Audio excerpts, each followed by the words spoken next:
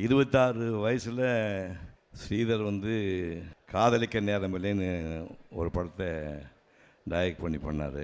இந்த குட்டி பையன் 30 வயசில் முந்தானை முடிச்சுன்னு ஒரு படத்தை 14 வயசு முடியாத அந்த குட்டி பாப்பா ஊர்வசியை வந்து கதாநாயகியை போட்டு ஒரு படம் எடுத்துருக்குறான்.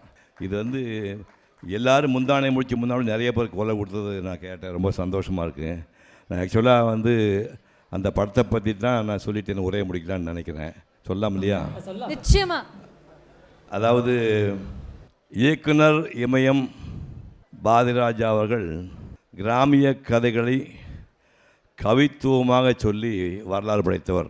அவருடைய 16 வயதிலே கிழக்கே போயும் ரயில், கிழக்கு சேமை, முதல் மரியாதை, அந்த படங்கள் பூராமே வந்து அவர் பேர் சொல்லுச்சு. அவருடைய முதல் உதவியாளர், முதல் சிஷ்யன் வந்து முதன்மையான சிஷ்யன். இவர் வந்து 70-80களில் திரைக்கதை அமைப்பதில் இந்தியாவிலேயே சக்கரவர்த்தியாக திறந்த ஒரு மனிதன்.